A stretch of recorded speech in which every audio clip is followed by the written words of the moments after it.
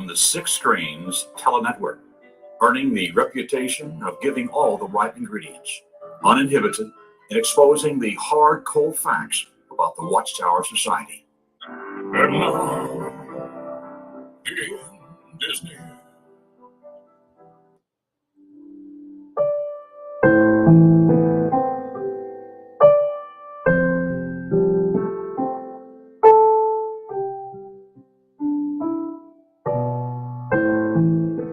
Wow, I'm sorry, Angela. Once again, the wrong YouTube came up. But in fact, I got the right one right here. Let's play the right one. Let's get the right YouTube coming up. There might be a little commercial, but I just want you to hear this. It's a great song. So I want you guys to hear this little ad here on YouTube. But let's go with this song. It's a beautiful song. Well, it keeps coming up as the wrong one. I'm sorry, Angela. Well, hold on. There we go. All right.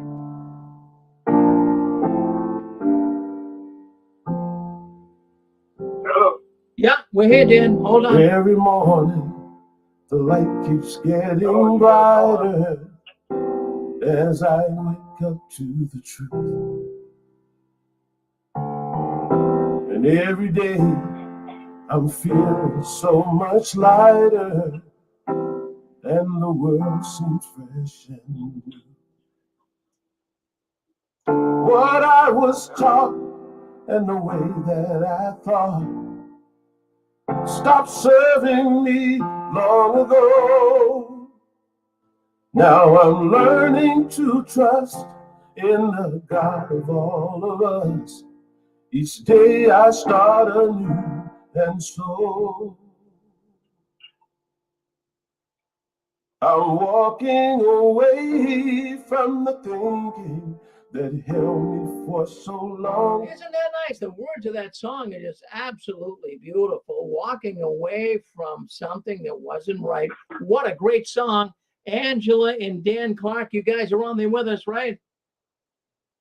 Yes, we are. Yeah, we are. Well, there you go. Well, we're looking forward to your program. And I guess you do have a guest coming in tonight, do you? Yes, we do. Yeah, we do. We got a guest coming in. Her name is Leanne, and she's coming in out of Canada. We're going to talk about a lot of things tonight. We're going to talk about Big Pharma and the Watchtower, but we're going to talk a little bit about, her life, how she got into the witnesses, and, kind of build up to that. But she's what's interesting about her, what I like about her, is she's like a newbie coming out. So she knows what's been going on in there in the 2022.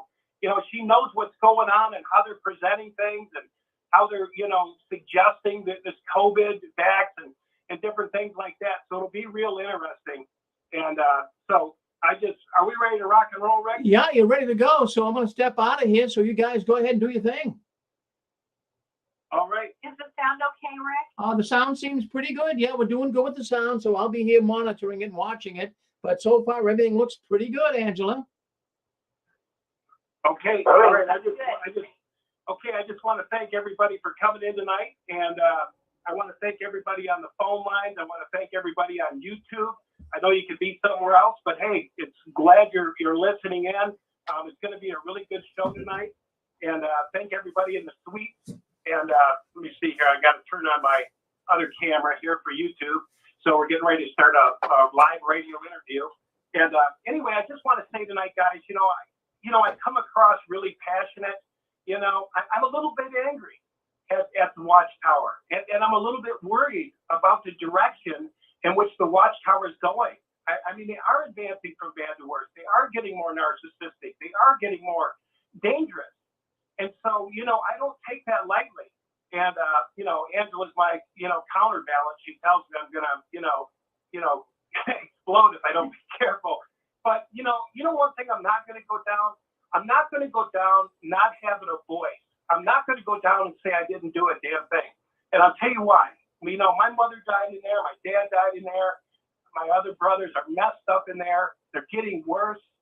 And I'm going to speak it like it is. I'm going to say it like it is. I have to. It's in my soul. It's in my heart. I don't know no other way to speak. So, if I sound intense, it's really passion. And I really am coming from the heart. and I want to talk to your heart. And I know most of us on here have left, the Watchtower. But for those listening, that's why I'm so passionate. But anyway, tonight, Angela, if you wouldn't mind introducing our guest tonight. You sure will. Okay, tonight our guest is Leanne Polly of Calgary, Alberta, Canada, a born-in witness. Leanne became an unbaptized publisher at age 13. She was soon after told she was rebellious and her position as a publisher was revoked. She then was forced to live with her dad and then her brother, and I think that went back and forth. Leanne really believed it was the truth until 2020, and then saw the light and woke up after having done a ton of research and study. And so in February 2021, she was totally out. She loves music. She writes music and is in a band where she sings and plays guitar. She lives as a single mom with her 2 daughters and son in Alberta, Canada, as we said. She has a YouTube channel called LA, like, Los Angeles, but it's Leanne Polly, Poley, P-O-L-E-Y, 1980. So if you want to check out what she's been up to, you can go there.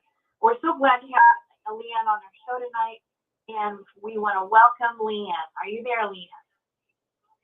Hi, I'm here actually. That was Great. great. Thanks for having me on, you guys. You bet. Yeah, we're glad to have you. And I'm really, I got to tell you this, Leanne. I'm really proud of you. And so is Angela. I can't believe, this is what I'm having a hard time believing. There's so many that come out later. Like you've come out 2020, right? 21. 21? February. And there was another lady the other day that came out this late. And you guys are landing on your feet. I'm amazed. Yeah. Unless you guys are making a sound, because really, it takes so many people that we've seen over the years that they just really struggle to get back on their feet, and they flounder so badly. But man, it just seems like lately people coming out are just, I don't know, they're fully aware and fully grounded, and I don't understand how they can be. Clear. You're Yeah. so clear. So clear, yeah. But anyway, We're glad. yeah, thank you. So Yeah. I guess, Leanne, if you want to start out, just, I guess, tell us how it all started, how you got into this thing and just Sure. kind of go along. Just talk from your heart, and we'll interject here and there, or anybody else that wants to come in. Yeah, no problem. So, I was born in second generation. My mom was introduced to the religion years before I was born. My dad didn't really take to it, and it led to their splitting up. It had a lot to do with them splitting up when I was 2. So predominantly, my mom raised us. There was my brother and sister. They were older. My sister took to it right away, got baptized soon after. My mom got baptized.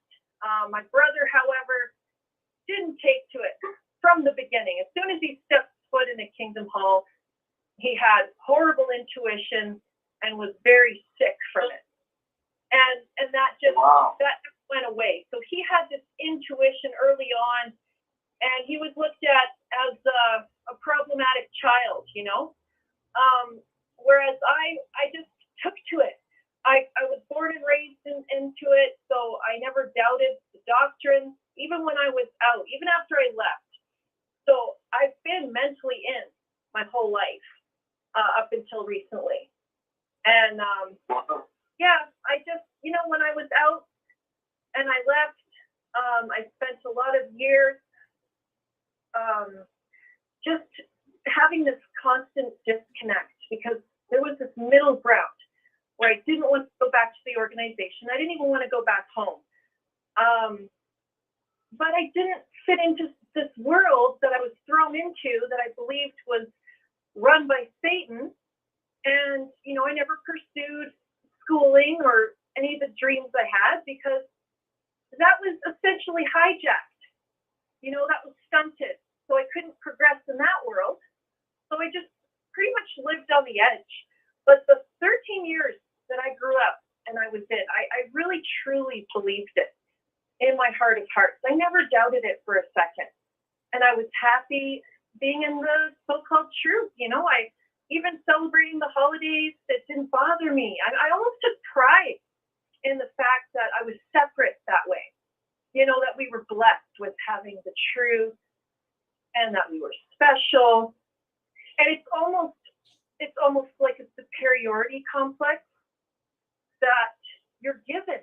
And only recently did I realize the narcissism that's taught to people, you know, with how they separate themselves. They see themselves as better, as special, and that's how I felt. But as soon as I started to question things, and as soon as I started feeling cognitive dissonance at the age of 12, and this was soon after I became a publisher. In fact, 2 or 3 months after I became a publisher, I was announced as no longer a publisher. And it was an overnight, intense change that I went through.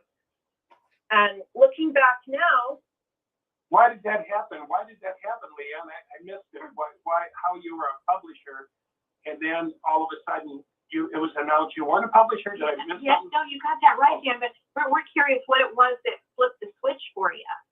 Like, what happened? Yeah. and this is something I've been struggling with, and even people who were close to me, even my dad asked this years later, what was it that happened to you when you were 13 that just made you rebel and, you know, reject everything? It really started with getting at a certain age where critical thinking starts to emerge. I felt that something was wrong, and I rejected the idea of not going out and playing with my friends, because at that point, you know, you want to have more freedom. You want to go out and be a normal kid. The music I was listening to, there was some resistance there. I started to get this resistance when I was becoming the person that I was becoming naturally. It didn't fit into Watchtower standards. And so my mom said at one point that, you know, if you don't want to go to the meetings, then this is the house rules. So if you don't want to go to meetings, then you just can't be here. So at 13, I was removed and thrown out, I guess you could say. And it was heartbreaking for them when I was announced as no longer a publisher. But it had nothing to do with the preaching work. I was fine with that.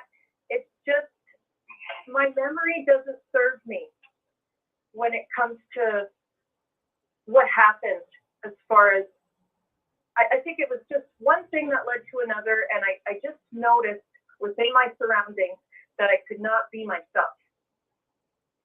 There was just That's so much, interesting. yeah. That's so there was a lot- interesting, Leanne, because 13 years old. I mean, 13. I mean, that is Yeah. so young to start thinking for yourself. I mean, talk about my growth son, and I was 40 when I started thinking. You know, and you were 13. Yeah, but you know, Dan, well, you know, 13 is that age when you start to bloom. I mean, you know, your body's starting to change, and you're starting to become, I don't know, you're starting to have these feelings that you like boys, and you know, all these feel you want to be with your friends, you don't want to be with your parents. You just kind of start At wanting 13? oh gosh, yeah. Oh. Yeah.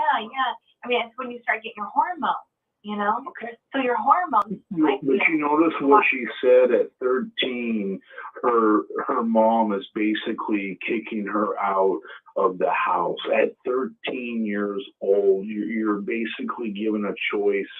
If you're not going to live by our standards, you got to leave. At 13, that just Right. rocks me. It's all and not baptized. Yeah, it is all too common, and I never realized how common it was until after I left, and I would hear all these stories. You know, it's pretty much their protocol, isn't it? If the child doesn't want to obey and be in alignment with the whole regiment, you know, they're shunned, they're marked, Yeah. and especially if they're baptized and then disfellowshipped. And you were not baptized. No. That's the thing. And that's the thing Dan and I've been talking about this week a lot, about these people that are baptized at a very young age. And they have no idea that when right around the corner, when they get into their teen years, which is the years that you rebel, all teenagers rebel. They just do it. I always said this. If teenagers don't rebel, yes, it is. Because, if they didn't, you know what? They would never, ever leave mom's home. God made it that way. I really do feel that it makes us want to get out and move on our own and get married and have kids, and it's all part of it. And so they tell you that, if you get baptized, you cannot ever, ever, ever, ever, ever, never break our rules, disobey, argue, complain, get in trouble, have sex, hold hands, kiss, smoke, whatever. You can't try anything, or you will be marked and put out. And I don't know. It's sick. And I think these poor teenagers. Even the Amish let their teens have a year. Is that right? I have no idea that. Yeah, they do. Even as strict as they are, they recognize the teen transformation that happens naturally. Yeah, Watchtower takes it to the next level for sure. And as far as just go, I would have easily have gotten baptized. Just all I needed was a nudge or some reminders. It wasn't really encouraged too much from my mom's side. But if, say if I had an elder for a dad or something like that, most likely I would have gotten baptized. But yeah, I just started developing. Can I butt in? Sure. Go ahead. Yeah, I was an elder for 30 years. Oh, wow. And Yeah. I raised, I called earlier, and I raised my son and my daughter, I raised them both as Jehovah's Witnesses. And my son went to school, my daughter went to school. So really, you make your life what you want it to be. My son was baptized at a very young age, 12, but he went to college. My daughter was baptized at a very young age also, and she went to college and made her life nobody to blame. I was baptized in 1968. So, How old were you? I've been around I've seen a lot of changes in the organization, and I've been through all the changes, and we can talk about this and talk about that, but the thing is that you have to come out and you have to make love for yourself. I mean, we were always programmed when I was baptized in 68, March 22nd, 1968, in Tucson, Arizona, Circuit Assembly. And the reason that I got baptized was because In was already here. And that's what the circuit servers were preaching back then. And I'm 66 now. And I served 30 years as an elder. I got a question for you. Go ahead. What was your name? Hector Santiago. Hector, what we'd like to do, you've got a great story. Do you think, maybe you could do a show with us? Because we got to finish this show. But you got some great input and stuff like that. But I'd like to do a show with you. So, you can contact me through Facebook, Life After Religion. And you sound like you really got, a 30-year elder would really make a great show. But we want to keep leading. Let me tell you, I got stories to tell. Yeah. Okay. But I sympathize with this young lady. But my daughter and my son, they got their college education, and they're both doing great. My son resigned as an elder like 2 years ago because he saw all the BS going on. Yeah. And my daughter is not. She's got her 2 kids. She was married to an elder, and 8 months ago, we found out that he was cheating on her for 3 years. Can we save this for your show, Hector? This is supposed to be about Leanne tonight. We don't want to be. They were not- I just wanted to Tonight ask So I thought I had seen it all until my wife's husband, which has been serving as an elder for a long time, and their parents are regular pioneers, And I thought I had seen it all, and guess what? And I got more horror stories if y'all want to hear it. But Not you know, right I'm now, Hector, we don't. We yeah, sorry, we don't have time. We don't have time. No, it's Next actually, show, next show. next show. See, right now we're interviewing someone. We're interviewing, sorry, who are we interviewing? Leanne Poley. And so, we like to just find out all about her life. So if you want to comment about her life or something that she said, that's great. But it's not supposed to be about anyone's life in particular. We're just specifically for our guests tonight. So if you And quite honestly, a lot of people that I'm listening to, they need to be listened to, because right now the elders in the congregations, they don't have the faintest ideas of what's going on. They're in there for a title and no idea what's going on inside the personal lives of people. Perfect. Thank you, Hector. Thank you, Hector. Thanks. Hey, no problem. We're here. You I'm going to continue listening, and thank you very much for the time. You got it. Anytime. Thank you. Have a good night. We're You doing it. too. Okay, thanks. Go ahead. Yeah, I'll definitely phone in and be asking questions when he does his show. And because I just wanted to know when he left. Interesting. Yeah, it isn't often you get a 30-year man in there. That's Yeah. I know, so 68, 98, 2008, 2008 he got out. He said 30 years, so 2008. That's I'm when. looking forward to it. Oh, okay. Oh, yeah. Yeah. So where were we? Well, Kicking you know, you out. with baptism and you know, and the rebelliousness that started rapidly at that age. But I don't see it as rebellion. I was made to think that I was essentially a rebellious kid, a bad kid. But the way I see it now, it's more like repelling, like two magnets, trying to put two magnets together, because that environment was actually toxic. And I didn't know it at the time. And I was rejecting it. And any normal kid, you know, who's going through that process of those changes and puberty and everything else, is going to reject the idea of not being a normal kid.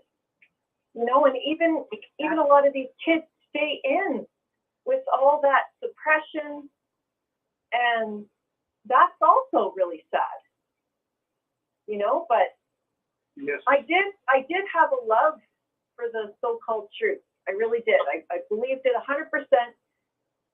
And then at the age of 12, things just shifted. And, you know, I could say now that that's a good thing. The result of that. What did you like about it? What did you like? What did you believe? What really kind of turned you on in there that you really loved? Was it End Tomorrow? Was it God's Name?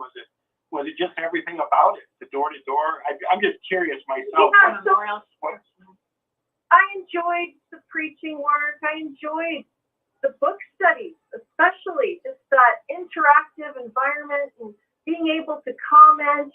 I loved commenting, even studying, pre-studying. I enjoyed it. I believed in it. You know, underlining the answers, sitting with my friends at the meeting. Usually we'd be acting up and laughing, and I'd be getting pinched by my mom, and you know, sometimes taken into the back, right? Because back then, you know, parents weren't ashamed of doing that, and it was encouraged also. You know, the corporal punishment kind of stuff. But other than that, I wasn't abused. I had a great childhood. I was a happy kid. You know, we went on trips a lot. I didn't feel like I was neglected. I just felt that I had this. I was so lucky to be a part of this religion that was the truth. I was looking forward to the paradise and rolling around with the pandas and what have you. It all seemed real to me, you know. So I took pleasure in that hope of that future that I believed in.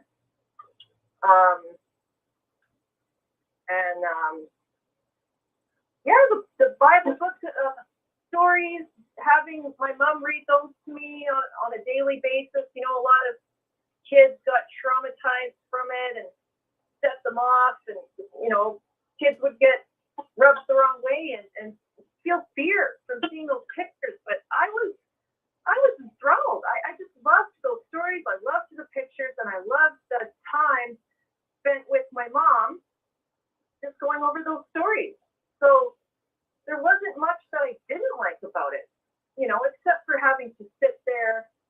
meetings. That was hard. It was a challenge, but I didn't resent being there.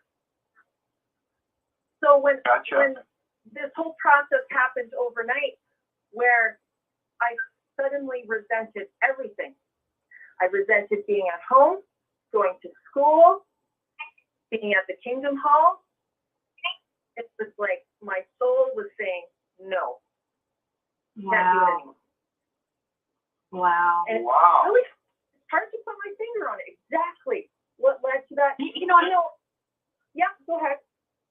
You know what I think? I think that your dad not being a witness and your brother rebelling strongly against it and having revulsion towards it in this kind of funny, kind of weird, strange, subconscious way, I feel like it affected you. You know what I mean? And it's Yeah, probably a it really big blessing. Yeah, he went through a hard time with my mom, and I never went through that as a kid. So maybe I felt good about being spared that way, but it just happened down the road. It just happened years later. Yeah. Same thing with me as it did with my brother. And he got kicked out in the middle too. Yeah. So you got kicked out. Now there's a point where you decided to come back, right? I mean, did you actually leave your mom's house? Like, actually were kicked out and she was like, I'm Yeah. glad you're gone kind of thing? Yeah, she had me stay with my dad, and then with my brother, and I was doing homeschooling, and things were going okay, but you know, it just wasn't the environment that my mom would have wanted me in if she so badly wanted me to, you know, believe in the religion and come back, but she just couldn't handle me. And her excuse was that I was this problem child. She already went through enough with my brother, and you know, it's somewhat encouraged. But I found this out later that in the Shepherding the Flock book, there's some direction there about looking after your children and the fact that you can actually get disfellowshipped for not looking after your children who are minors. And I think taking them out sort of qualifies as going against that counsel, you know? Yes. It almost seems like, and I'm telling you, I'm going to get some legislation. I'm going to really work on this. But I think baptism as a minor should come with a warning. You know what I mean? The kids need to say, hey, you know, if you get baptized now, you know, at any time after that, if you disagree, you know, your parents are maybe going to kick you out, or, you know, you're going to be cut off from the family. These kids don't know that when they're going in, because when you're coming in, you're getting praised. You're getting told you're wonderful and you're Mr. Superman, you know. But once you're in, and like you said, you hit your age and you have a crisis of conscience, which is what happened to you. Something happened. I don't like this anymore. I feel cramped, or whatever happened, or you got pissed, you know, something. To me, Dan, it's just as simple as the basic things that teenagers do, which is, again, kissing, hugging, going to the movies with your worldly friends, smoking with somebody. I mean, you know, the basics. Yeah. You know that you do Yeah, get trouble with sex. Yeah, the things that I was sneaking out and doing were basically things that normal kids were allowed to do. And then I'd get in trouble for that. And then, you know, just one thing led to another. But yeah, you know, all in all, I never did go back. I never went back home after that. There was a short period where I tried to make it work. And by that time, I was pretty far gone and not wanting to be a part of my family. My mom had remarried, and he was an elder. And there was this situation where I just had gotten out of serving time. So, you know, I went off the rails, let's just say, like at an early age. But I was serving some time, and I got out and had this new family living with my mom. My mom had remarried. There was 2 other kids. They were Jehovah's Witnesses, baptized. And here's me. So that didn't last long. And I just ended up leaving home because I couldn't be a part of it. It wasn't going to work, even if I tried. But the sad thing is, after I left, I regretted leaving. I only understand now, after fully waking up, that it was the proper thing. There's no way I could have stayed. There's no way. Unless I pretended to be something I'm not. And that would have hurt my soul. And it's just like anybody else who stays in, you know, who doesn't believe it, and they're fearful, or they're afraid of the consequences, because they're extreme consequences of getting out. You lose your whole support network, family, friends. That's a scary thing. And so it's understandable to stay in. Do you think that they would have really accepted you back, or did you feel like she's the troubled one? You know, did you feel that when you went back, like your mom was kind of vocal, or were they really inviting you back, like a celebration? We're glad you're back, or did you feel like they were all do-gooders and they were all doing good, and you were the black sheep? Were you feeling bad, or were they making you feel bad, or what was it like? I suppose it was almost like a honeymoon period where it's like, oh, I have a new brother and sister, you know, they're around the same age. And, you know, I was kind of struggling at first to adjust. But I was trying to make it work. They were trying to make it work. And, you know, at first it did. But I still had that crisis of conscience. Like you said, I couldn't accept the reality that I was being forced into this religion, because it's never an option. When you're a child, it's not an option. You're not given that option. But baptism, yeah, oh sure, go right ahead. You know, you're too young to drive a car, you're too young to drink, you're too young to have sex. But as far as you know, committing yourself to this lifelong vow, you know, I call it trap ties. I learned that word from my brother. Because it's a trap. Okay, we've got to break. Okay, I gotta say that. Trap ties. Trap ties. Trap ties. We want to brand this on the 6 screens. I was trap ties. Yeah. Yeah. So how old were you when you were trap tied? How old were you at that point? She never got Just use that from now on. Every time you're using the word baptized.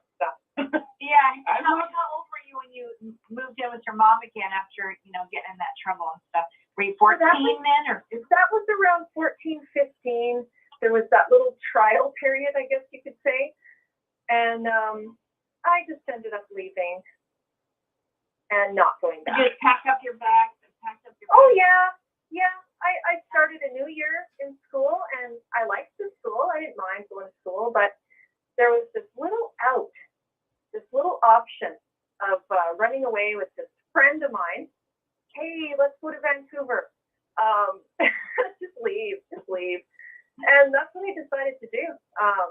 You know, and we were just kind of like these street kids. That's just how I lived for a while. But, you know, the truth was ingrained in me, and I always believed it deep down. And I got a question for you. You were in there late, you know, 2000, you know, like 20, you know. And so here's my question. I'm trying to keep up with the lives in there, you know, in the organization, you know, because we waited in 75. My dad waited for the end to come, and I was heavily a ministerial servant in the generation prophecy. 70 80 years from 1914, the end's going to come. And then I got out, and then it went into the overlapping generation, you know, where the elders were going to be princes, and they were going to merge with the faithful few that's left from 1914, and there was this overlapping, and that they were going to take us in to the paradise. And so I'm wondering, I don't know why I haven't heard, but was there another prophecy after that, or are they? I know they're doing them on the low profile. I know they're like when the generation prophecy come, nobody said nothing except me, and I got put on reproof. Yeah, you know, and you know, they didn't want to talk about it. Then the overlapping, of course, you know, that never existed. We just imagined it. I just imagine the generation prophecy. But the question is now is what's the prophecy now? That's what I guess I'm asking. What are they talking about now in there? Yeah, good question. Yeah, they're constantly tweaking the doctrine, right? So they're changing it, they're tweaking it, and then, yeah, like you said, years from now, 20, 30 years from now, they'll be saying, oh, that was just a group of Jehovah's Witnesses, you know, the odd person here and there that were misled, and we released some information, and, you know, they'll shift the blame when it comes to the overlapping generations, if there's still, in fact, a religion intact 20, 30 years from now. I don't know. I think they're dismantling. I think the whole narrative is falling apart. People are waking up left and right, but they're trying to hold it together. As far as false prophecies, there was a change in the whole belief with the governing body. So they're going to be, you know, taken up into heaven like a rapture, but of course they won't use the word rapture, to serve with Jesus before Armageddon comes. And they'll be ruling with him and slaughtering all the non-Jehovah's Witnesses when the time comes. And they're saying, don't worry, you know, we'll be up there in heaven supporting you, looking down and helping, you know, as if the witnesses, they just drive, their whole life revolves around the dictation or the dictatorial, you know, commands that the governing body gets. It's not Jehovah that they're serving. I just have to laugh. You know, I mean, I'm just sitting here shaking my head because, you know, these narcissists, I found a new word today. It's called supremacist. Religious supremacist. Supremacy. Supremacy. They, check this out. They never, ever want to give up their rule. They want to keep everybody children. Don't worry, we're going to beg prize and we're going to go to heaven, but we're still going to rule. Just think about the nutcase. I mean, can you imagine the Pope, you know, saying something like that, saying, don't worry, when I'm gone, I'm going to be up there and I'm still going to have you on the feeder, you know, on the breast. You know, I mean, narcissists never give it up. They want to rule after they're dead. Yep. Yep. And, you know, it could be this plan that they have to abandon ship, disappear, go to a private island with their money bags in hand from all the real estate investments and pharmaceuticals, since we're going to be on that and talking about that. But yeah, they're very corrupt, and for some reason they have the sheep in line as far as that goes. They don't question anything, and they don't question the fact that they're told not to question anything. There's just so many examples that they've really stepped up their game with that. With telling them not to question them, you mean? Sorry? You mean the organization, when you say they've stepped up their game, they're really cracking down on you need to listen to us. I know when I heard Stephen Lett, you know, say, you better listen to us. And I said on Rick's show today, could you imagine the Pope saying that? You better listen to me. Like your life depends on it, because it does. Because it does. Because it does. Yeah. That's another example. That's extreme supremacist. I mean, that's as extreme as I have ever heard. And Tony Morris saying, you know, won't you be glad when they're all dead?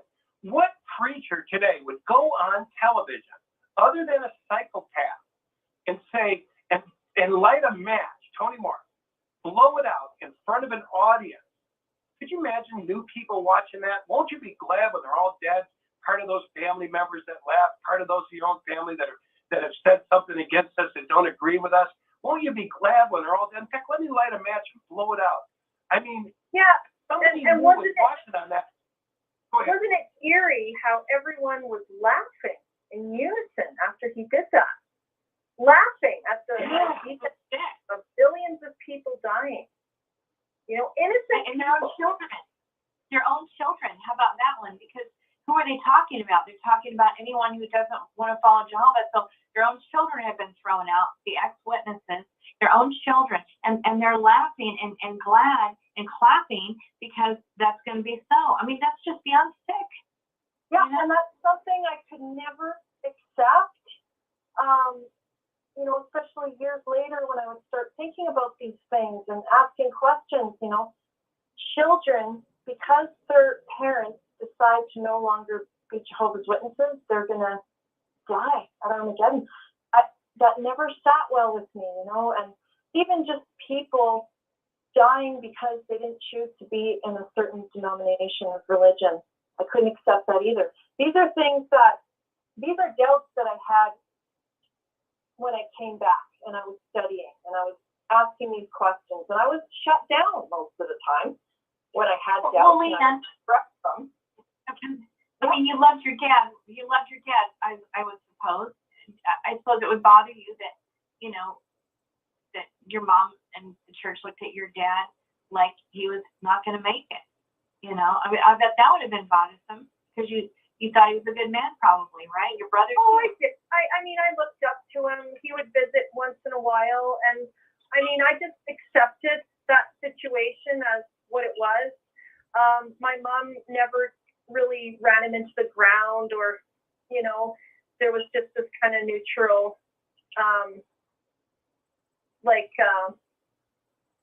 yeah, you know, I looked forward to seeing him. It was the odd time, but he was never really supportive. But when my mom first started studying, get this, there was a circuit overseer coming over for supper, and he finally gave in and said, you know what, as long as this makes you happy, because he was opposed to it at first. And he rejected the witnesses. He said for them to leave. He didn't want his wife studying with these people. And he finally just gave in because my mom was happy. She was making friends at the Kingdom Hall, and he eventually just accepted it because he loved her. But this circuit overseer came in and set him aside and said, well, you know, mixed marriages don't work. You know that, right? And he goes, oh, well, you know, because my mom is Mohawk Indian, Native, and he goes, I have Native in me. I'm part Mi'kmaq. So he thought they were talking about race. What he was referring to was, you know, him not being in the religion. And they just had this audacity. And my dad got so infuriated. He was just turned off to the idea that much more of ever joining that religion. Like, here's these two guys that come into his house and say, this is the way you should live. Otherwise, your marriage isn't going to work. You know, so. And that's the thing. I didn't realize that led to their eventual split, because she pretty much sold her soul when becoming a Jehovah's Witness. Your whole life changes. They say you're putting on the good personality, but no, you're giving up on so much. You know, so. But yeah, you know how you said that, you know, it bothered you that different people of different religions and, you know, good people or whatever, that they're going to be, you know, they're going to be killed. They're going to be genocided. And yeah. I was just trying to say that your dad, you would have had to think and have thoughts of, well, that means my brother is not going to make it. My dad's not going to make it. And I would think that might bother you. I'm just throwing it out there because that's like a very much in your face, your family, you know, so that would have been something on your mind, I would think, you know, that wouldn't set right with you. Yeah. You know, just that whole idea, I never pondered about it too much because I didn't want to think about those things. Yeah. And, you know, I would relate examples, even in the last few years, just meeting people who happen to be Christian and they live such good lives. They're happy, you know, they're good parents, just good people all around. And the thought of them dying because they don't study Watchtower and go to meetings, and I just could never accept that. Deep down, I knew it was wrong. And the whole shunning process is wrong. Yeah. You know what's interesting to me? I mean, I'm just listening to this, and I'm thinking about it, right? I'm thinking about what church grooms you to have your kids killed? You know, you go to jw.org, you watch a boy call his mother. She doesn't answer the phone. Jehovah's will be done. You know, the kid calls, hangs up again. He needs to be punished. What freaking church teaches people to abandon their children? You know, when I went to the assembly, I remember there was this one scene where this guy got pierced through because he was sleeping with a Moabite woman, and he got seduced by her, right? And the mother said, mother of the child, think about this grooming. Jehovah's will be done. Think about this, guys. People, the witnesses, the people, the followers, when Toni Morris said, won't you be glad when they're all dead? The people were so groomed, they applauded. Where on earth do you go to a church where they're grooming you to accept your children's death? I mean, this is like blowing my mind. And like she said, she hears Yeah. you know, Yeah. Hey, Dan. it's the Yes. Hey, Dan, this is Michael. I agree with you 100%, buddy. I'm going through the same thing with my family. Just because I won't follow Watchtower doctrine of 8 men up in New York. Mm-hmm. It's a sad situation. I sympathize with your story. I really do. What's happening? Are they tearing you down? Are they beating you up? I just curious. I knew as soon as my wife went back to the meeting stand that they would corner her. And they told her I'm gangrene and mentally diseased, and that she needs to get away from me, and that my children are in danger spiritually, and pretty much blackballed me. It's a cult. You know, Jesus wouldn't treat anybody the way that we all have been treated. And That's right. That's right. I'm so sorry. I've been on the bottom, man, but I'm climbing back up. I just want to say I'm enjoying the show, and I didn't mean to interrupt. I just wanted to interject that. And, thank you. It's a great point. And you were an elder. Mike was an elder, in case anybody don't know. And he has been drugged through the mud, beat down. I mean, he's been in his car. He's been abandoned. He's been thrown away. His wife's kids have been told their eyes are going to be picked out. Eyes are going to be picked out any day because the end's coming. They've turned his kids against him, and they threw him away like he was shit. And he was an elder a long, long time. How long, Michael? 30 years? 15 years. 15 years. 15 years. Thrown away like a dog. I've served as coordinator, service overseer, secretary, and it hurts, but you know, I can rise above it, just like all of us, like the young lady tonight, her story. There's a community here among the ex-witness community, and I just want everybody to be united. You know, that's one thing bothers me is there's a lot of bickering that goes on. We all got to be united because my goal is to bring Watchtower down. Yeah. Because it's a destructive, manipulative organization. If you question anything, you are already marked. It's sad that your self-worth is based on what you are doing for the Watchtower Bible Tract Society. That's right. Because if They'll you're not throw you away. if you're not towing the line for them and giving everything you have, you're not worth shit. Excuse my language. And that's so sad. When you have elders that approach your children at their places of employment and tell them that they're going to see me get my eyes plucked out by the buzzards at Armageddon because I don't follow those 8 goofballs in New York, there's a problem. And like I said, I didn't want to disturb the program at all. I don't get to talk much because of my work schedule, but y'all keep up the fine work. With all of us together, we're going to make a change. We're going to make a change. Yes. Yeah. Thanks. Yes, we are. So I'll shut up now and I'll listen. Y'all have a Thank you, wonderful Mark. night. Michael. We're Thank prayers you. are with you too. Yeah. You know, I just think that when you think about the fact that Jesus came here trying to give us an example, and when you think about the example that the Jehovah's Witnesses have laid out for everyone, as far as what the Bible says a true Christian is, they don't show that they have authority in any way. They don't show the fruits of the Spirit in any way. They don't show loving kindness towards anyone. There's no mercy. There's no gentleness. There's no self-control even. They're not kind. They're not forgiving. They're I don't know. It's beyond selfish.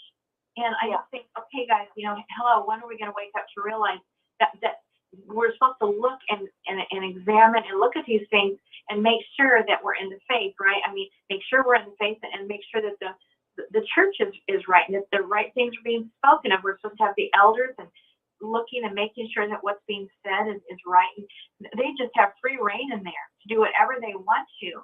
And we don't even care that they don't have the fruits of the Holy Spirit going on. We don't care that what the Bible talks about as being what should be the signs of the true believers. They're not even being exhibited. And there's no power. They have no real authority. And yet we follow these guys. When are we going to see this?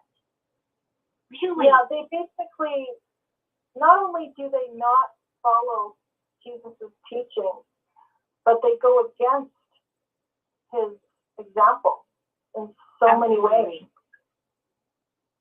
The lack of love, the lack of humanity, acceptance.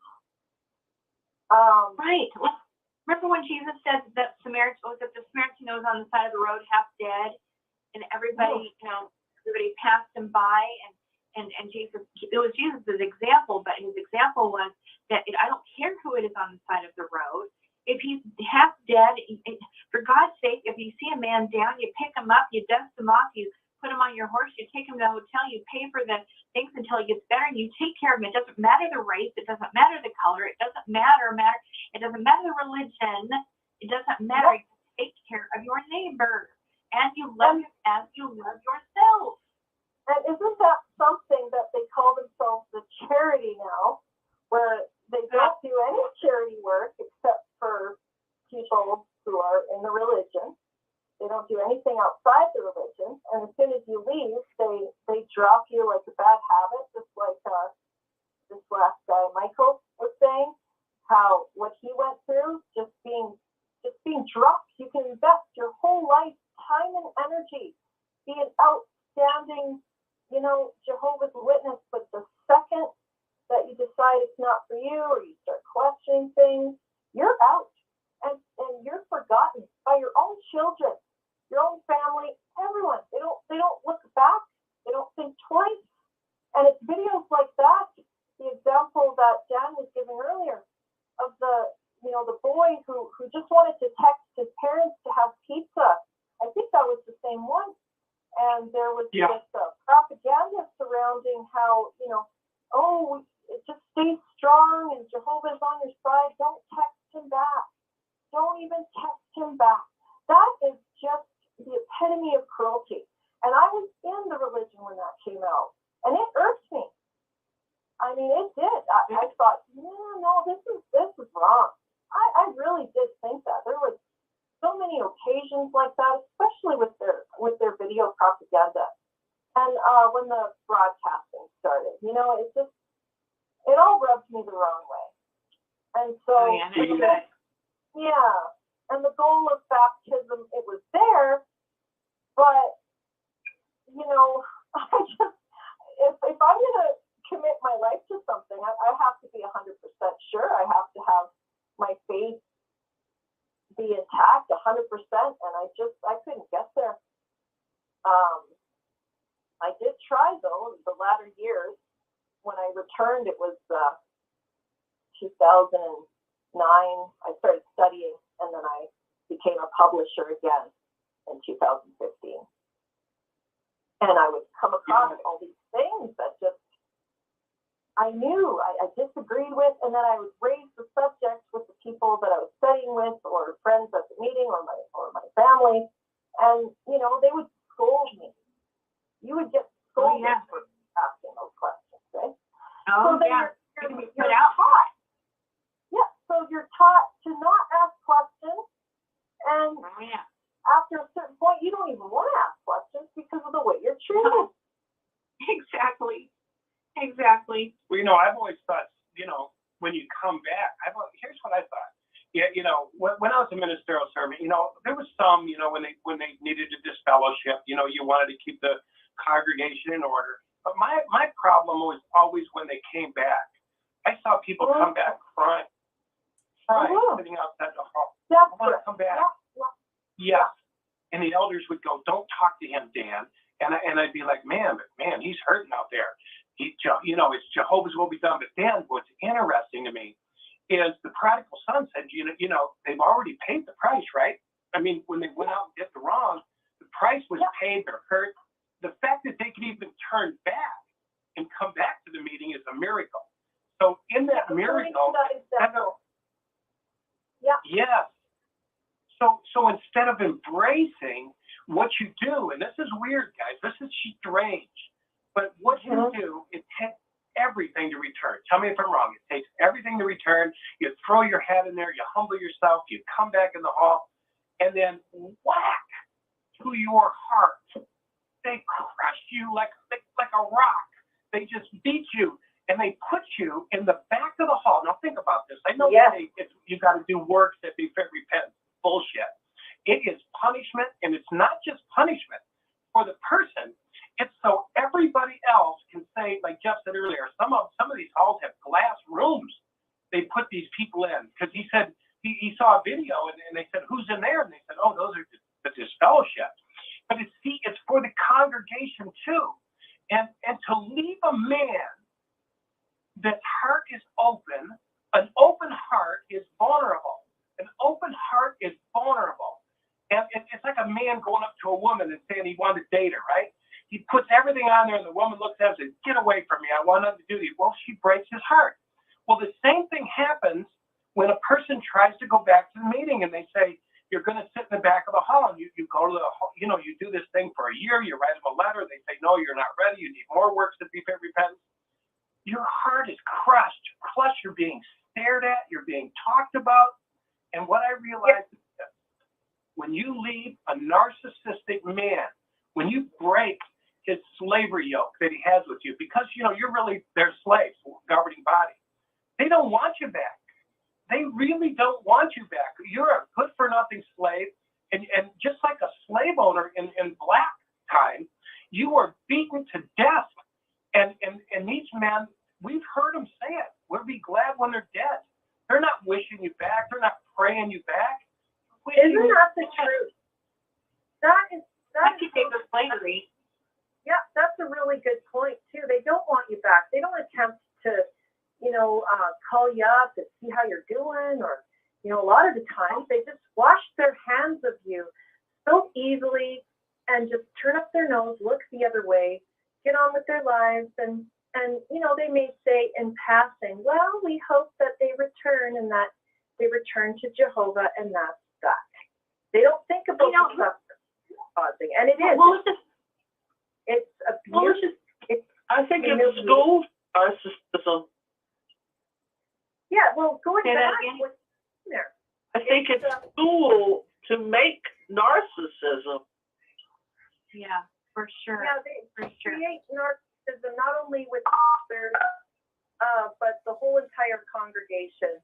They take part in abuse, cruelty, and to have a person sit there trying their hardest to come back, meeting after meeting, being shunned, it's abuse is what it is. It's mental and emotional trauma that they're causing, and it's humiliation. It sure is. And- I'll tell you what, it breaks a man. It breaks a man. Yeah, And and Leanne, and what's really crazy is that, like, you had some support. You had your dad, you had your brother, but a lot of these ones, they're very young and they get kicked out of there at a very young age. And we have heard some horror stories, worse than what that little video is all about, where they went and answered the text, answered the call. What if the kid was about ready to commit suicide? What if they were, without food, freezing out there without a coat, without any place to sleep for the night? They don't care. No, they don't. They let you come in the back. Maybe if you're lucky, you can come in the back of the hall on Sunday, and no one's going to talk to you. Not even your parents. They're going to walk out and look at you, but maybe with an evil stare. They don't care that you didn't have a meal that day. They don't care that you don't have a place to sleep that night. They don't care that you have no support. They don't care. There's something very, very messed up about that. Well, what they call that in the world is if you had parents like this, they would call them toxic parents. And there's books on toxic parents that don't love their kids unless they reflect their image out exactly like they want. Unless a kid's living the image that the parent wants, the parent rejects them. And even to the that's point exactly what it is. Yep. And There's propaganda videos on that too, where the girl comes back, she's the fellowship, she's going to meetings, and the parents are sitting in a different row, glaring at her. And for some reason, that's setting a good example of being good Jehovah's Witnesses, not talking to their own kids. And this is their propaganda. It's just and the church the organization is like a parent. Dan was pointing out to me. They act just like that. yeah. And you better do everything that they say. And if you don't do exactly what they say, they're going to shun you and punish you and leave you out of things, and I don't know, on and on and on, because you don't do exactly what they tell you to do. Yeah, you know what that reminds me of? What? It reminds me of a dad that's got one kid, like just say the dad played baseball, right? And then he's got the one son that loves baseball and the other kid that doesn't love baseball. Well, the other kid that doesn't love baseball is a reject, with a narcissist, right? And he's a thrower.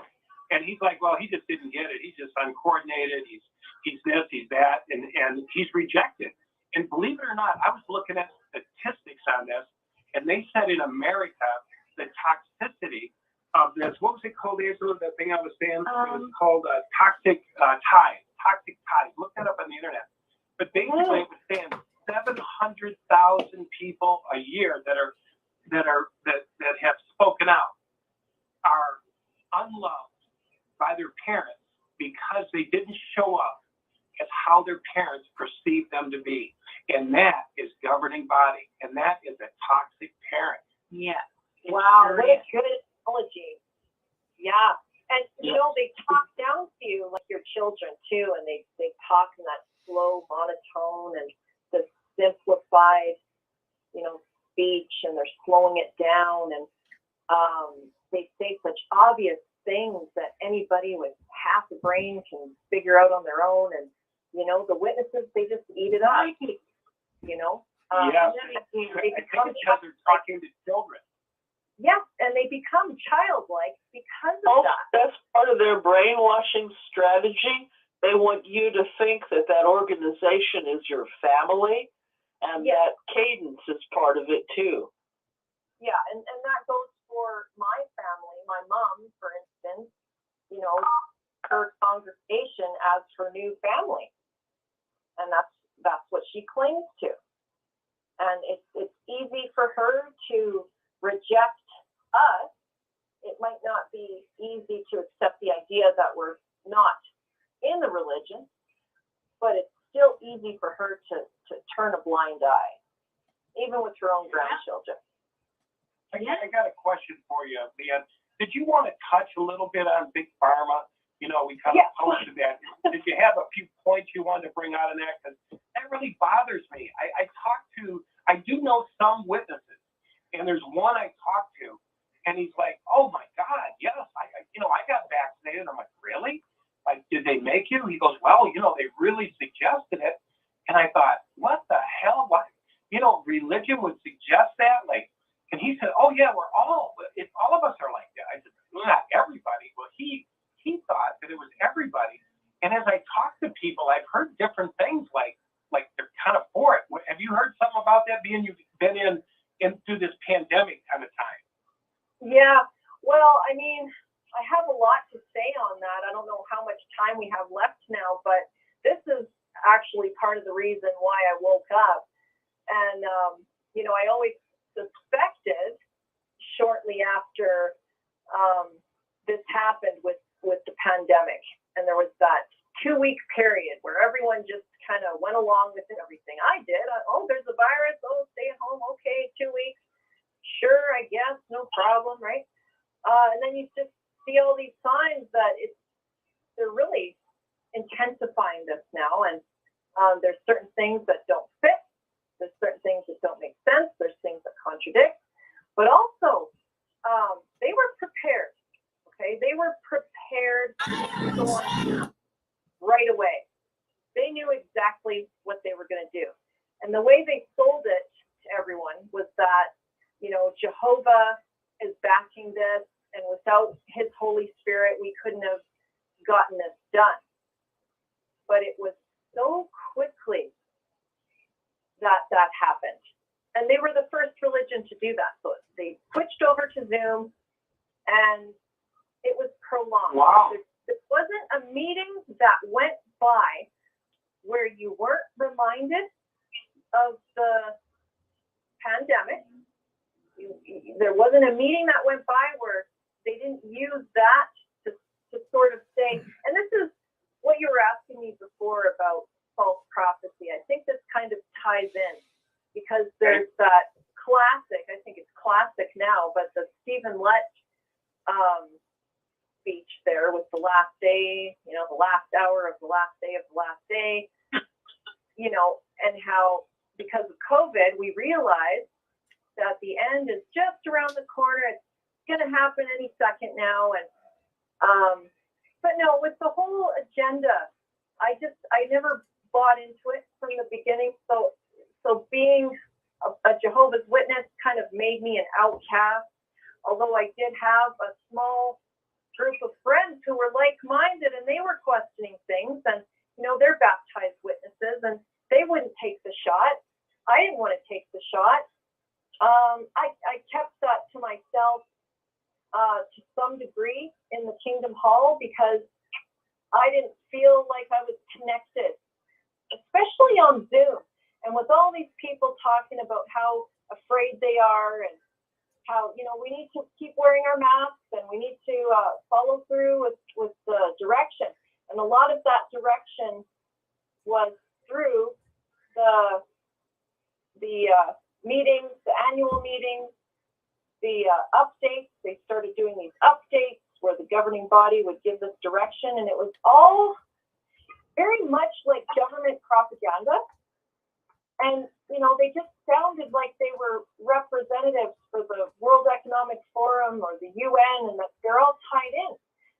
But what really got me was their first update, and that was when it was, just the peak of the COVID scare. So March 2020, it would have been March or April, and so it was update number 4, and they twisted all these scriptures to try and coerce people into following government orders, measures, policies, and they even went as far as to say, the stupid ones are the ones that are causing this pandemic. The ones who are out on the streets, they're not social distancing, they're not being shrewd. So they twisted all the context of these scriptures to sell that narrative. With COVID, the whole update was on that. And I was just so set off by that. And the coercion didn't stop there. It was continuous, and it worsened over time. It was like a slow burn, because they can't just come out with it all at once in this heavy-duty way. Just like the government couldn't just force a vaccine overnight. People wouldn't accept it. You have to slowly implement all these things and then scare people enough, and then eventually they'll accept the narrative. And people did, except for you know, a lot of people who are like me, who have these questions, and I would go to my friends who were like-minded, and even they would say, oh, leave it in Jehovah's hands. Maybe we'll write the letter to the governing body, see what the deal is, because I just thought they were infiltrated. I thought, you know what, if they are the truth, they're not the truth anymore. They're taken over by some government entities, for sure. And then, you know, it was amazing because after I left, there were so many things that led to me waking up. But after I left, I found out about their affiliation with the UN and how they were NGO members for 10 years. And I just thought, well, no surprise there. They probably still are members because they're pushing that agenda even more now than ever. You know, and it's easy to remove your name from a public list and say, oh, we're not partners anymore. You know, they lie anyway. They've been lying left and right. Did they ever set up any of your parking lots? Did they ever set up any of the parking lots here in Canada as vaccination stations? Oh, that's a good question. So when I heard about the mobile vaccine clinics, I was just flabbergasted, and I had to look into that and research it on my own to verify, as I do with a lot of things. And sure enough, there was some Canadian listings there, but not as many as the States. So I heard of one instance, I guess it was in California. So I phoned about it and I inquired, and sure enough, the Watchtower was partnered up with the vaccine manufacturers to have mobile clinics in parking lots. Do you know about that famous assembly center in Denmark? You know, that's shaped like the Illuminati symbol and the top pyramid cap and the one eye. So they basically converted that into vaccine clinics throughout. They did. Predominant, yeah. Hi, my name's Autumn. I don't mean to take up too much time, but I just wanted to say that I also phoned this health department in California in Riverside and confirmed that they did indeed set up vaccination sites in the parking lot of the Kingdom Hall. And I asked if they were getting paid for doing so. And she said no, that they contacted a lot of different businesses and organizations to see if they could use their facilities for a quick vaccination clinic for a day or two, and they agreed to it. Right. So they did agree to it. However, that transcended the fact that they were partnered in with the manufacturers that really struck. Yeah, I haven't heard of that. Where did you learn this? When I was making phone calls and inquiring, I was talking to public health officials and just getting that whole story straight because I really needed to know. Right. That's so awesome. So you talked to like Pfizer officials? I phoned Pfizer. I've talked to Moderna, and as far as the Watchtower connection goes with investments, the proof is in the pudding. There is word of documentation through certain trust funds where if you dig deep just with that and you unravel that, you come across a lot. But it is pretty apparent that they have pharmaceutical investments. Just with how they advertise and they push it and coerce. And now, I never thought about it. Oh, sorry, go ahead. No, sorry, were you going to say something? Well, I was just going to say, you had made a great point when you said, like, they so quickly jumped on Zoom after, like, once the pandemic was announced. And I'm like, wow, I never really considered that because in the very beginning, I was like, okay, what's going on? I wasn't scared out of my mind like other people were, but I did think like, wow, like they really had it all together. new, ready, and everything. You know, must be God's spirit. But now I think I'm sure you're familiar with Event 201 in New York. Yeah. So that's in they knew. October. Yeah. Yeah. And they're tied in with that. They're aware. They're aware ahead of time. Yep. And you know, there was that magazine that they released in November of 2019, and the title was "Do You Feel Safe and Secure?" I believe is what the title was, and they had a picture of these people wearing masks. No way. And that would have been shortly after Event 201, if not right after. That is ridiculous. And see what the average witness is going to think is, oh my goodness, they must have God's spirit because they knew, they predicted this. And really, it's just, like, no one ever considers, well, what if they're in on it? Yeah. And it goes so much deeper as far as the plan. Oh yeah, well, I mean, even the whole Russia thing, that's why they label it the King of the North, because, like, they know that America and Russia have had these issues for years, and they're just using it as an opportunity to look like the chosen ones. Exactly. And they play into it, and they do it right from the beginning. They know ahead of time, they're prepared, and they have everyone duped. Yep. Yeah. As soon as they started pushing the jabs, I started doing more research, and I came across, Jim Jones. The similarities, right? Yeah. The Kool-Aid. And the whole watchtower about, if we tell you to do something that doesn't seem logical from a human standpoint, you should do it anyway. Well, they were kind of alluding to that, though, early on.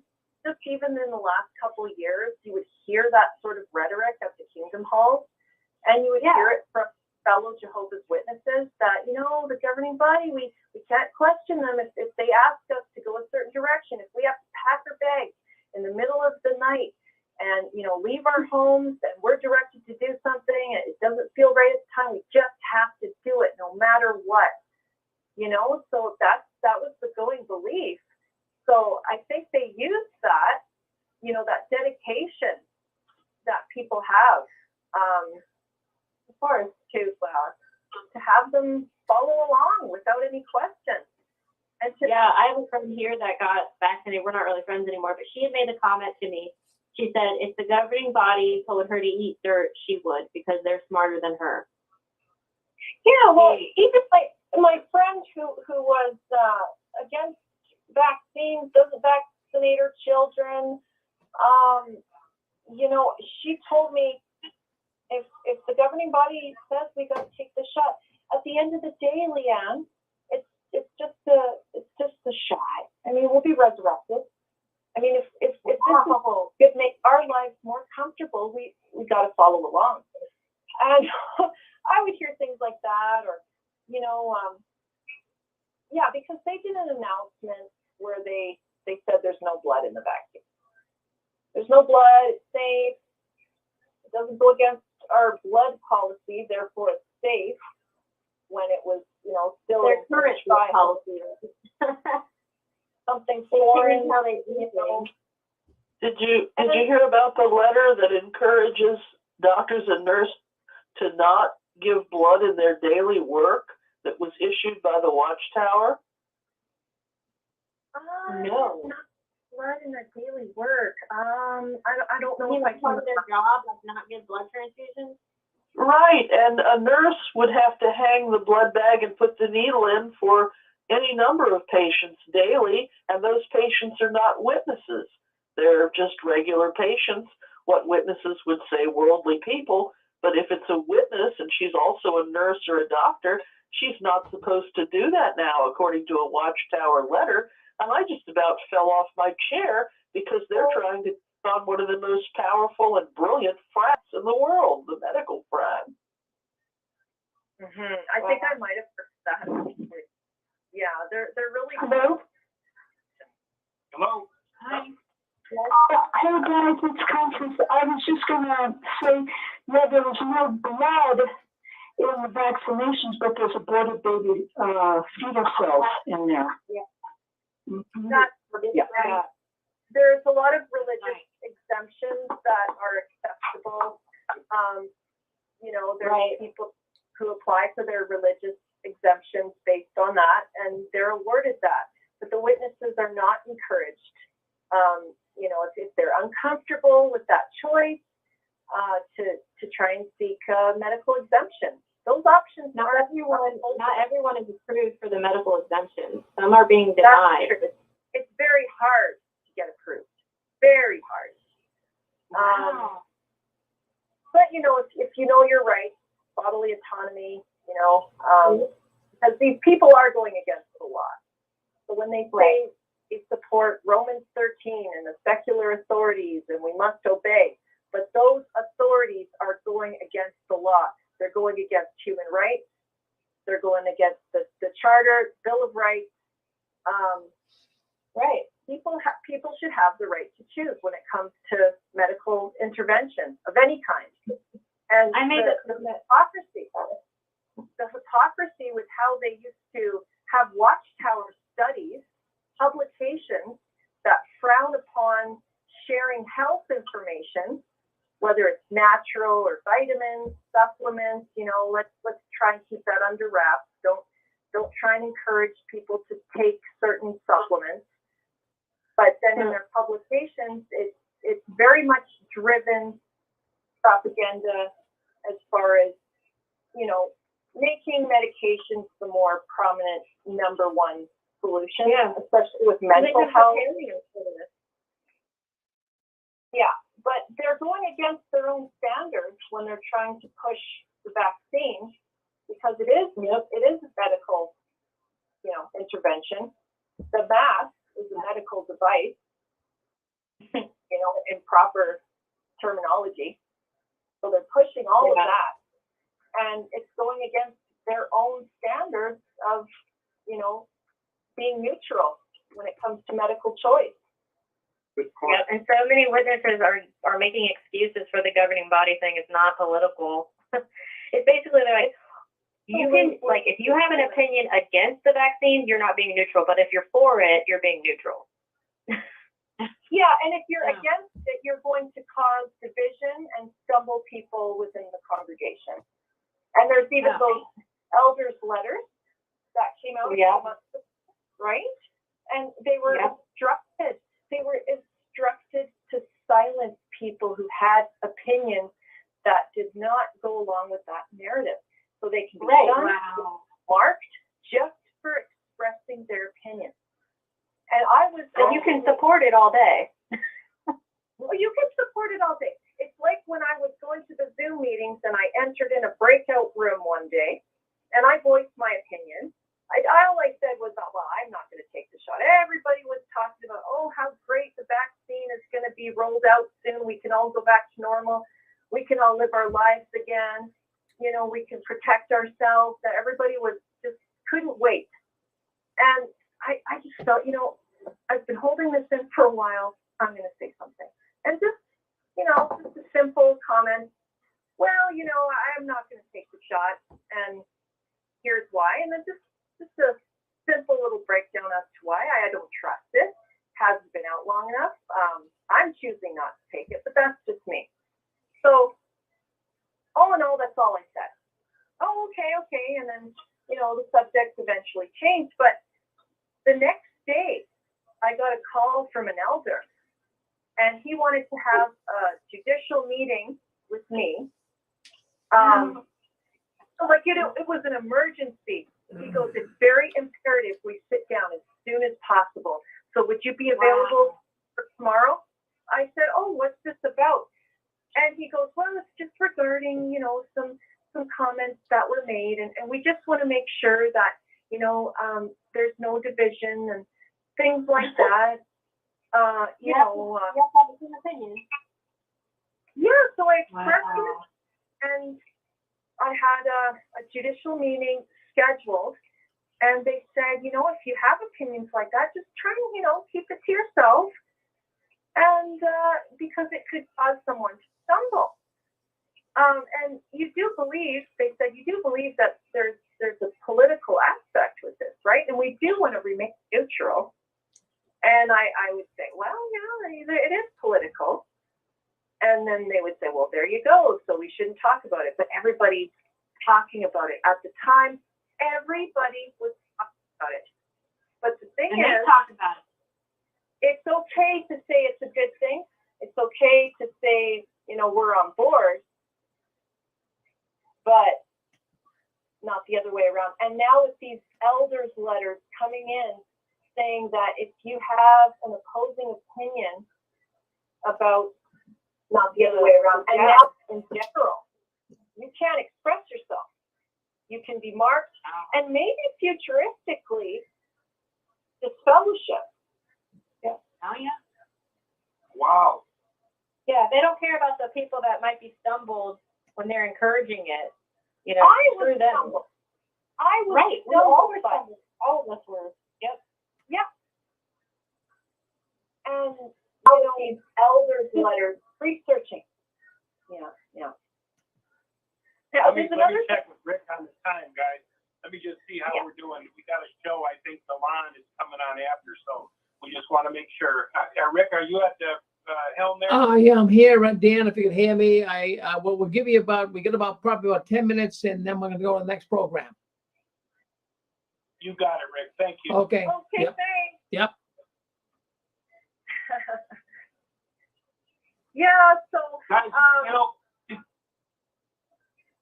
yeah, it's I just want to say Coming that in, it's been a saying great that show. if you have an opposing opinion about, not the other way around.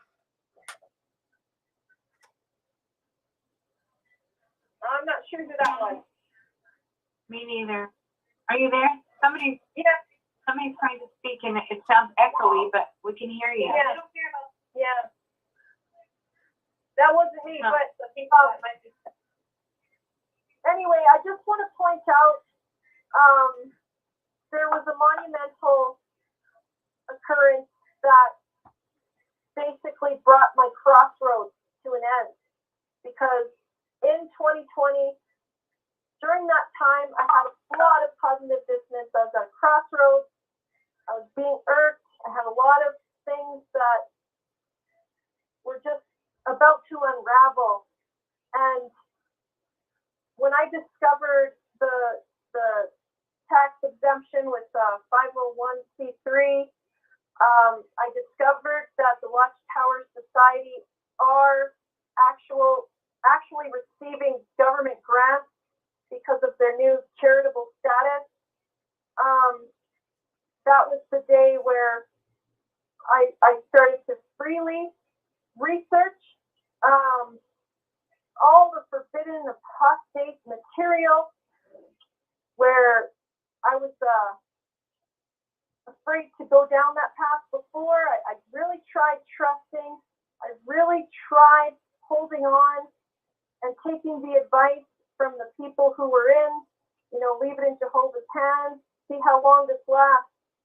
But once I discovered the monumental truth, there was no going back, and so much has unraveled since then, right down to every single doctrine that they have, all the false prophecies, the treatment of people, even who are still in. You can be marked just for a silly little thing, disfellowshipped for countless, hundreds of different things you can get disfellowshipped for. And those children who sign their lives over, and how that's encouraged, they get trapped, and they'll be shunned overnight by their family and friends. It doesn't matter what age they are. There is a mountain of evidence that proves this religion to be a false religion. And a cult. Sorry? I don't know if I was interrupting somebody else, so. Go ahead, Daniel. I just loved her analogy of the magnets early on in the conversation, but I didn't want to interrupt the show anymore. You look at truth versus false, and then you stop and look at intuition. So many of us, just looking at the Watchtower alone, and especially when you're born in as a child, that intuition gets smothered, and a lot of times for it to resurface in you and to be able to feel, you may not know what's wrong, but you know something's wrong. And that's what's happened to me. That's what happened to a lot of us, is you know something's not right. It seems like we're all different ages when we discover this, but we know something's not right. We just can't put our finger on it. And that's when it goes into self-discovery. It goes into that mode that energy of awareness is pulling you to that direction, like the magnet, to expose what is wrong. It's, you know, because we're taught if you have doubts, it's Satan. If you have impure thoughts, it's Satan. You know. Anyway. No, that's a great point. Thanks for confirming that with me too. You know, because there's a little bit of insecurity that comes with not being able to put my finger on it. But the fact that you say that, it just, you know, it helps me realize that it is more or less about intuition and your spirit saying that something is wrong. And, you know, essentially that's what cognitive dissonance is, and it can lead to you waking up. But if you sit there and you fester in it and you suppress those doubts year after year, you know, God forbid, it's going to hurt you. Exactly. Yeah. 100%. Thank you so much for taking your time to share with us, because it inspires us to, as we're on our journey of still learning. We're maybe out, but we're still on this journey. And so thank you for your time. Thank you so much. Yeah, ma'am. Thank you too. Like, I was listening in, and this gentleman was just saying, this is, you know, what he was saying and you're saying, this is just classic cult tactics, you know, to brainwash and control you and keep you in, you know, and that's what Jehovah's Witnesses do. It's a cult, and I flat out cult. Yeah. People need to realize that. Yeah, they deny freedom of thought, and now they're Yes. forbidding freedom of speech. Yes. I mean, it just doesn't end with the control grid and how powerful it is, but also Very how powerful. effective it is. But once But you get that, the individual only gives them power. If you give them power, they got power over you. You don't give them power. That's what people need to figure out that are in it. yeah, the witnesses right. are actually Good thought. they're handing their power over to the governing body. When they become baptized, they're handing their power over to somebody else. And that's it. Higher You don't hand your power over to any man on this earth. Anybody. Yep. And I know you guys have heard me say this before on the show, but to me, it's why it's so important when you leave the Watchtower, when you finally realize that truth, take back your power, take back your identity, because your identity and your power were stolen from you one way or the other. Your identity was one of, who are you? I'm one of Jehovah's Witnesses. I'm not Daniel. I'm not Rebecca. I'm not John. I'm one of Jehovah's Witnesses. You see what I'm saying? Your identity is so wrapped into that. They rob you of that. So when you wake up, if a person can realize that and reclaim their power, take back their identity, you will heal that much more faster than not recognizing what you've actually been through. Yeah. Amen. Getting your thought skills back, your critical thinking skills. Thank you for that. And it's true, the healing process. My name is Pixie X. It's my slave name and my pagan name. Hey, Rick, did you want to make a comment? Did you want to say a few things? Yeah, well, I wanted to say that we really appreciate Leanne coming in here tonight. I have to tell you that I'm watching the control panel here, and boy, we've got lots of people calling in. We have got the retention rate. Like I always say, we look for the retention rate, and that would be people who came in the beginning, they're here till the end. So Leanne, you got a great retention rate tonight. People really wanted to hear what you had to say. So I think that's a good thing. Yes. Oh, that's good Definitely. news. Yeah. Thanks for having me on, Rick. I really love your show, and I avidly watch your videos as well as Life After Religion, Dan and Angela. You guys are really amazing. Well, thank you. Thank you for coming on the show. And you did a really great job. We're really proud of you. We're glad you're looking at this activism, that you have a voice, that you care about people. And it means so much to us. I mean, just to come hitting the ground shows that, this is a miracle. And here's what I want to say in the final closing words. If you are tired of a toxic parent like Watchtower, which is abusive, mind control, cut the ties. And here's what the Bible version says. Get out of Babylon the Great. And I'm going to say one more thing. Babylon the Great, they always said that Armageddon, get out before Armageddon. I'm going to tell you what. Get out now, because you're going to suffer now. People are being told to vaccinate up. That's a personal choice.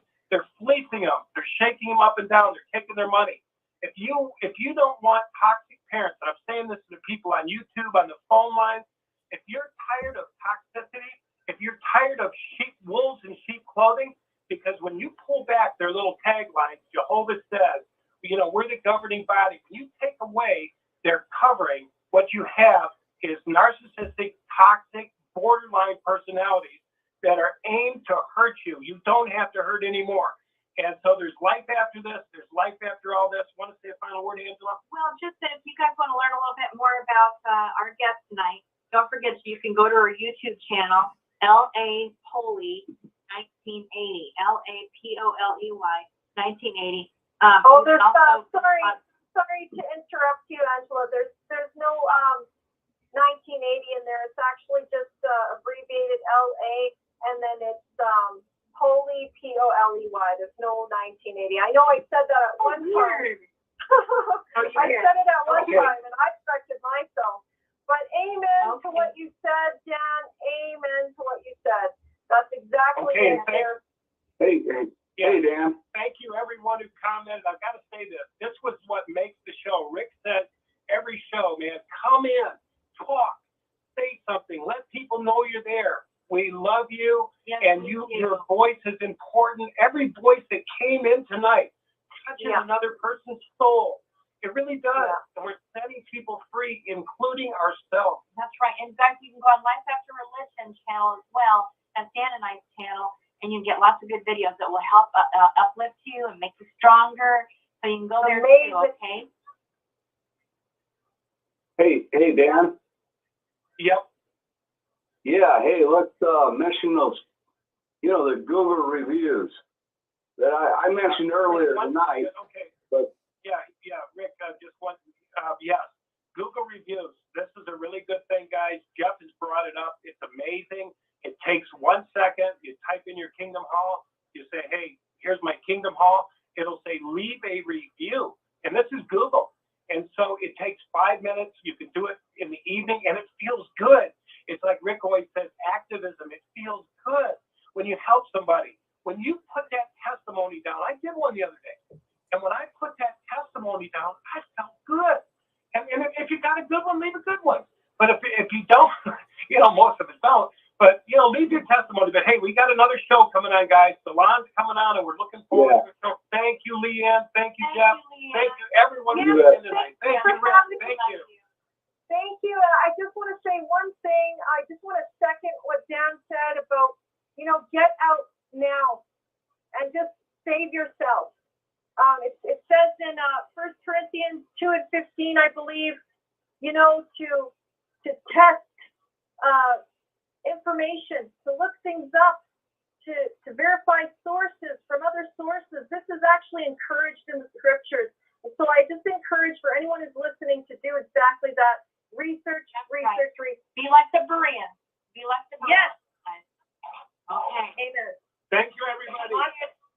Wow. There you go. Great program. We really enjoyed it tonight. Angela and Dan, we really appreciate the program. And thank you, Leanne, too, for coming on, and all the people calling in. We're going to end this broadcast right now, but we do have other broadcasts. Okay, we do. Okay, hold on one second. Those, let's just, is there someone on here who would like to take the program over? Hold on one second. We've got to, if you're on YouTube, we're going to end this right now, but okay.